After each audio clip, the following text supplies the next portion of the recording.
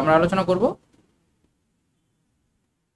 জন Taylor effect, এটাকে jetty এফেক্টও বলে।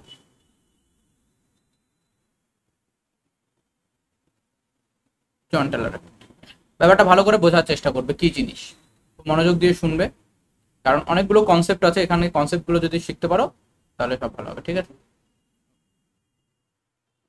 দেখো, ফার্স্ট হলো যে আমরা যদি একটা অক্টাহেড্রাল কমপ্লেক্স দেখি, তাই না? অক্টাহেড্রাল কমপ্লেক্স, তাহলে মনে করো এই একটা অক্টাহেড্রাল কমপ্লেক্স, এখানে সেন্ট্রালে মেটাল অ্যাটমটা আছে, মেটাল আয়ন আছে এবং এর সঙ্গে লিগ্যান্ড আছে। অক্টাহেড্রাল কমপ্লেক্সে 6টা লিগ্যান্ড থাকে, 6টা লিগ্যান্ড আছে।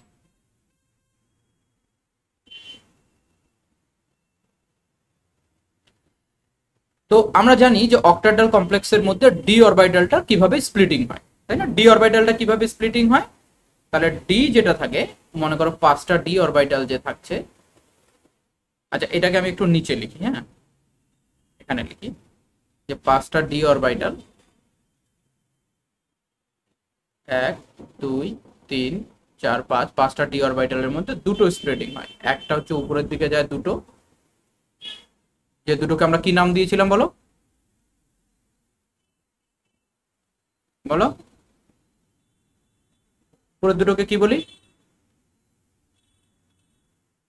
ইজি, আর নিচের দুটো হচ্ছে টি টু জি।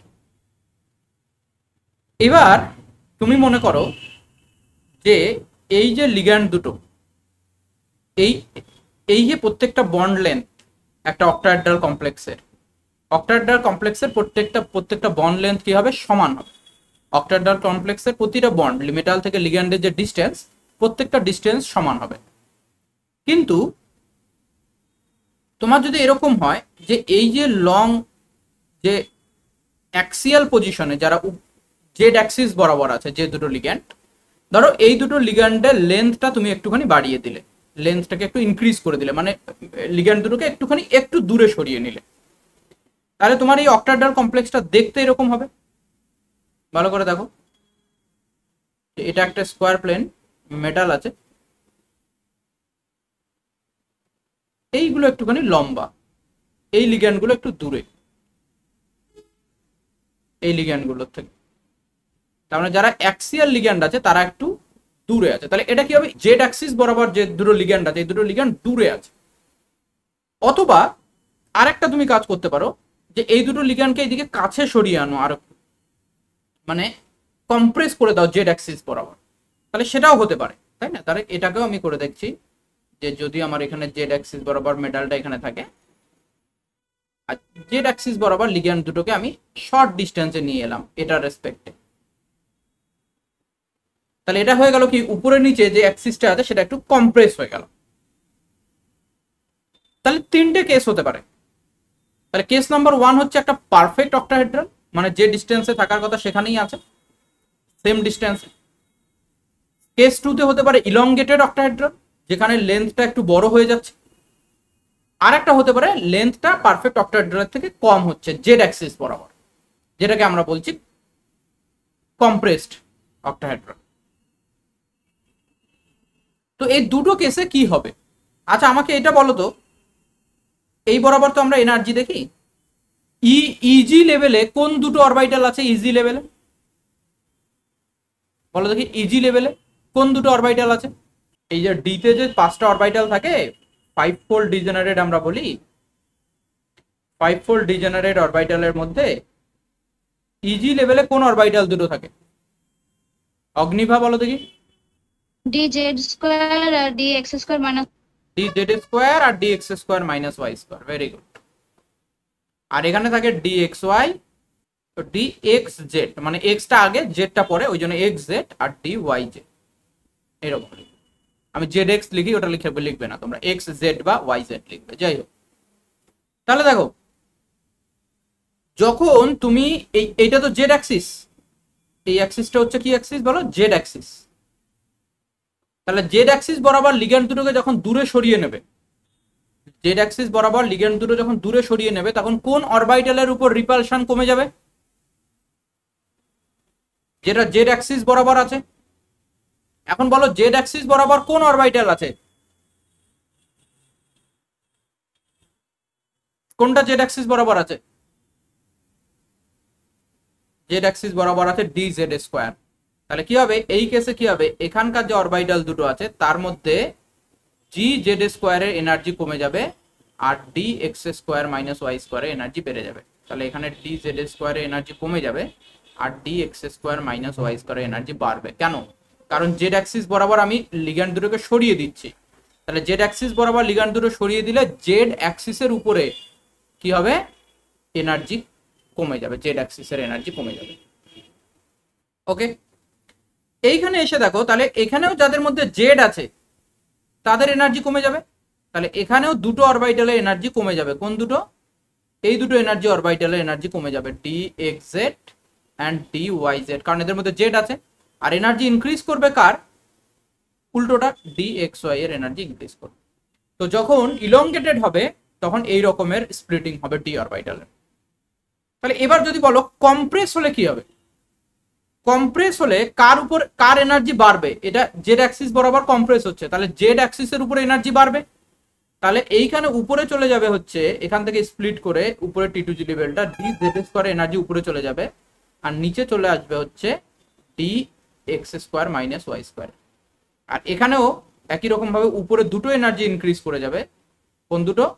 ডি এক্স জেড আর ডি ওয়াই জেড। আর নিচে এনার্জি কমে যাবে হচ্ছে কার? D x Y. সবাই কি কথাটা বুঝতে পেরেছি? এটা আরেকবার বলছি, ডি জেড স্কোয়ার এই জেড অ্যাক্সিস বরাবর আমার লিগ্যান্ড দুটোকে আমি সরিয়ে নিচ্ছিলাম। তাহলে জেড অ্যাক্সিস বরাবর যে অরবিটালটা আছে তার উপর রিপালশন কম হয়ে যাবে।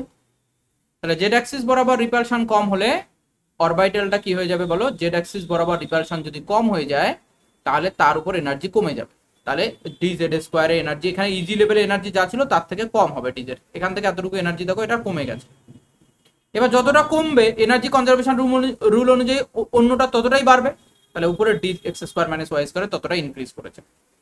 এখানেও তাই দেখো, এখানে হচ্ছে এক্স জেড আর ওয়াই জেড এই দুটোর মধ্যে জেড কম্পোনেন্ট আছে, মানে জেড অ্যাক্সিস আছে। তাহলে এদের এনার্জি কমে যাবে আর এনার্জি ইনক্রিজ করবে। ঠিক একই রকম ভাবে এখানেও তাই হলো, এখানেও তাই হলো। যখন কম্প্রেস হচ্ছিল উপর থেকে নিচের দিকে, যখন কম্প্রেস হচ্ছিল তখন জেড অ্যাক্সিসের উপর এনার্জি বাড়বে, তাহলে জেড এর উপর এনার্জি ইনক্রিজ করবে, তাহলে বাকিগুলো এনার্জি কমে যাবে। তাহলে এখানেও তাই হয়েছে, দেখো জেড এর উপর এনার্জি ইনক্রিজ করেছে, বাকির এনার্জি কমে গেছে। তাহলে এই হচ্ছে পুরো কনসেপ্টটা, ঠিক আছে? এবার দেখো, এবার মনে করো তোমার কাছে একটা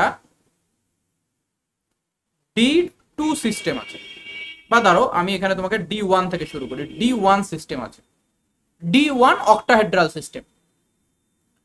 তাহলে D1 এ ইলেকট্রনটা কোথায় থাকবে? মনে করো এখানে একটা ইলেকট্রন আছে, তাহলে সেই ইলেকট্রনটা কোথায় থাকবে?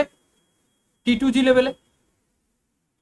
এবার T2G লেভেলে যদি এখানে যদি এনার্জিটা থাকে, তাহলে দেখো এইখানে এনার্জি আমরা ধরেছিলাম 0, তাই না? এইটা ভেরি সেন্টার বলেছিলাম 0। তাহলে এখান থেকে এতটা এনার্জি কমে গেছিল, স্টেবিলিটি পাচ্ছে। এবার দেখো যদি অ্যাক্সিসটা ওই জেড অ্যাক্সিস বরাবর একটুখানি বেড়ে, জেড অ্যাক্সিসটা যদি একটু লম্বা হয় তাহলে দেখবে ওর এনার্জি আরো কমে যাবে, ইলেকট্রনটা এখানে চলে আসবে, তো এনার্জিটা আরো কমে যাবে। তাহলে D1 সিস্টেমটা কি করবে? ওই অ্যাক্সিস বরাবর বন্ডটাকে একটুখানি লম্বা করে নেবে, তাহলে বেশি স্টেবল হবে আরো। বা এইরকমও যদি করতো, এখানে ইলেকট্রনটা থাকতো, তাহলে ও যদি ওই জেড অ্যাক্সিস বরাবর একটুখানি কম্প্রেস হয়ে যেত, তাও বেশি স্টেবল হতো। বোঝা যাচ্ছে কি যায়নি? কনসেপ্টটা কি বুঝতে পেরেছি পারিনি? যদি মনে করো পারফেক্টলি অক্টাহেড্রাল হতো তাহলে তো এই কেসটা, প্রথমটা কেস ফার্স্ট যেটা পারফেক্ট অক্টাহেড্রাল, কেস সেকেন্ড হচ্ছে জন টেলর এক্সপ্যানশন, আর থার্ডটা হচ্ছে জন টেলর কম্প্রেশন জেড অ্যাক্সিস বরাবর। তাহলে হয় কম্প্রেশন হোক বা এক্সপ্যানশন হোক, দুটো ক্ষেত্রেই ওই ইলেকট্রনটা আরো বেশি স্টেবিলিটি গেইন করছে। তো D1 সিস্টেম যদি হয়, D1 সিস্টেম যদি হয় তাহলে তার ক্ষেত্রে এই যে বন্ডটা আছে এই বন্ডটা একটু লম্বা হবে অথবা বন্ডটা একটু শর্টার হবে। তাহলে D1 সিস্টেমটা জন টেলর এফেক্ট দেখাবে। তাহলে এখানে আমরা জেটি এফেক্ট, এইটাকেই জেটি এফেক্ট বলা হবে। এই বন্ডটা যে ছোট বড়, এটা কি হবে যখন তুমি কম্পাউন্ডটা তৈরি করবে, কম্পাউন্ডটা দেখবে যে ওই বন্ডটা পারফেক্ট অক্টাহেড্রালে না থেকে কম্পাউন্ডটা অক্টাহেড্রালের থেকে এরকম ভাইব্রেট করছে লিগ্যান্ডটা। কোন লিগ্যান্ডটা? জেড অ্যাক্সিসের লিগ্যান্ডটা। যে ওটা ওটা পারফেক্ট অক্টাহেড্রালে না থেকে অক্টাহেড্রালের থেকে কখনো কম হচ্ছে, কখনো বেশি হচ্ছে, কখনো কম হচ্ছে, কখনো বেশি হচ্ছে। এই যে ভাইব্রেশনটা, এটাকেই বলা হয় জন টেলার এফেক্ট। এবং কেন ভাইব্রেশনটা হচ্ছে?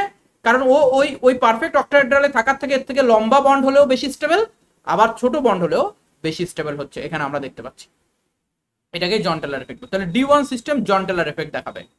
আমাকে বলো তো D2 সিস্টেমে জন টেলার এফেক্ট দেখতে পাবে কি পাবে না? D2 সিস্টেমে দেখো দেখি, D2 সিস্টেমে জন টেলার এফেক্ট দেখা যাবে কি যাবে না? তাহলে D2 সিস্টেম মানে এখানে দুটো ইলেকট্রন আছে, তাহলে এই দুটো ইলেকট্রন এখানে একটা থাকবে। তাহলে জন টেলার এফেক্ট হলে ও আরো নিচে চলে আসবে, তার মানে আরো স্টেবিলিটি বেশি হবে, তাহলে জন টেলার এফেক্ট স্টেবল হবে। এখানে এখানে চলে যাবে, তাহলে জন টেলার এফেক্ট স্টেবল হবে। তাহলে আমরা জন টেলার এফেক্ট দেখতে পাবো, পাবো কিনা? আচ্ছা, তাহলে D2 সিস্টেমের ক্ষেত্রেও জন টেলার এফেক্ট দেখা যাবে।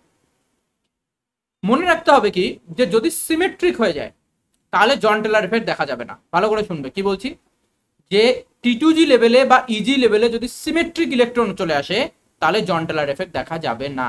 তাহলে যেমন D3 সিস্টেম, D3 সিস্টেমের ক্ষেত্রে আমরা জন টেলার এফেক্ট দেখতে পাবো না। কেন? কারণ D3 সিস্টেমে এখানে একটা ইলেকট্রন থাকবে D3, তাহলে D3 তে এখানে এই ইলেকট্রনটা আসবে তো নিচে, এর এখানটা এখানে যাবে। তাহলে দেখো যতটা ডিক্রিজ করেছে ততটাই ইনক্রিজ করেছে, তাহলে এনার্জির কোনো স্টেবিলিটি পাচ্ছে না। এখানেও তাই, এখানে নিচে একটা হবে উপরে দুটো হবে, তাহলে এখানে জন টেলার এফেক্ট দেখা যাবে না। তাহলে মনে রাখতে হবে সিমেট্রিক হয়ে গেছে। তাহলে T2G D3 মানে কি, T2G লেভেলে 3টে ইলেকট্রন আর EG লেভেলে 0।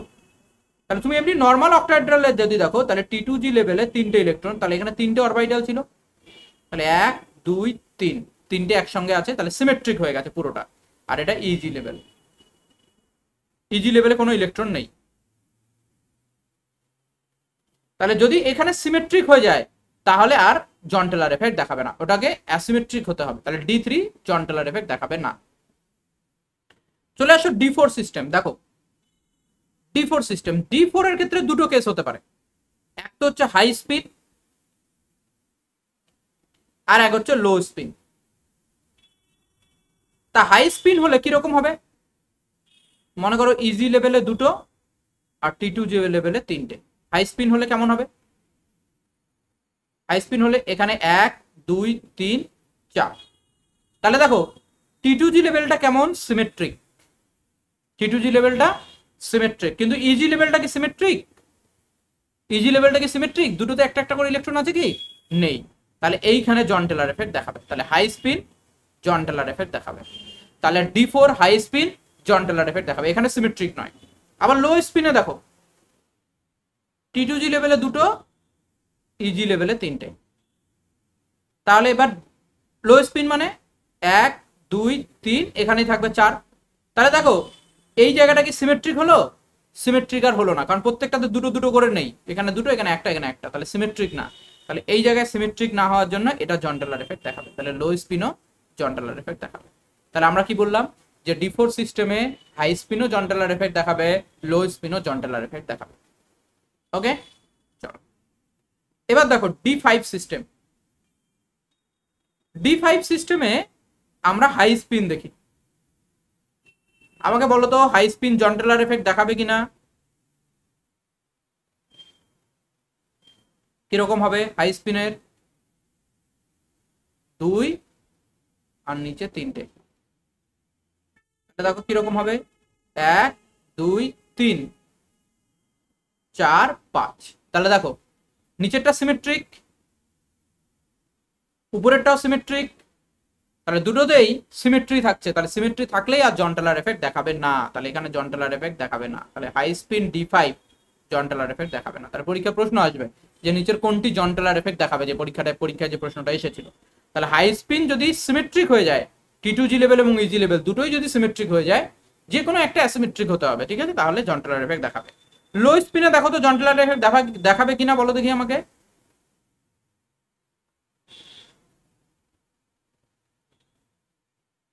লো স্পিনে তাহলে 1 2 3 4 5 সিমেট্রিক হচ্ছে কি? এটা অ্যাসিমেট্রিক হয়ে যাচ্ছে, তাহলে এখানে জন টেলার এফেক্ট দেখাবে, তাহলে লো স্পিন জন টেলার এফেক্ট দেখাবে। তাহলে D5 এ high spin Jahn Teller effect দেখাবে না, লো স্পিনে জন টেলার এফেক্ট দেখাবে। বলো আমাকে D6 high spin low spin Jahn Teller effect দেখাবে কিনা, তাড়াতাড়ি বলো। D7 high spin low spin, দেখো একবার।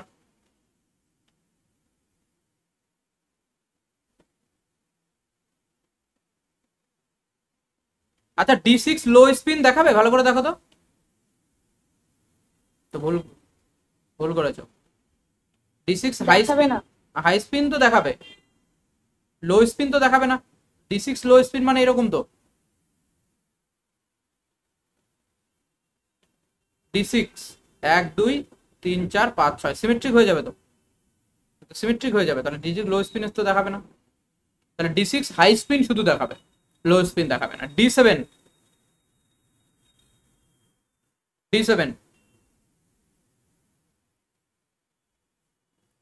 হাই স্পিন লো স্পিন দুটোই দেখাবে,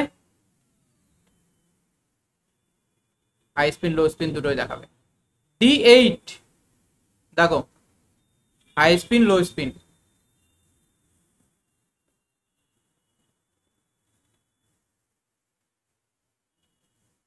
high spin low spin D8, তাহলে হাই স্পিন দেখছি দেখো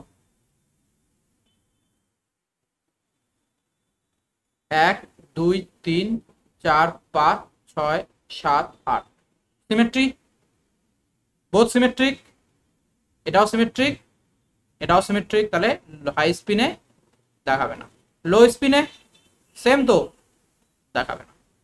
তাহলে D8 এ হাই স্পিনও দেখাবে না, লো স্পিনও দেখাবে না, তো D8 জন টেলার এফেক্ট দেখাবে না। D9 বলো, D9 এ হাই স্পিনও যা লো স্পিনও তাই, একই ইলেকট্রনিক কনফিগারেশন হবে।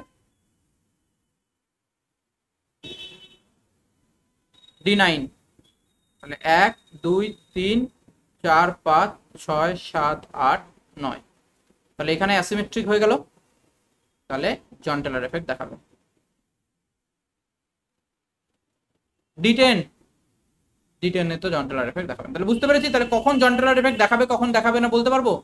তাহলে পরীক্ষায় একটা প্রশ্ন ছিল which of the following show Jahn Teller effect, তাহলে তখন তোমাকে দেখতে হবে কোথায় কোথায় জন টেলার এফেক্ট হয়। D9 এ হয়, D8 এ হয় না।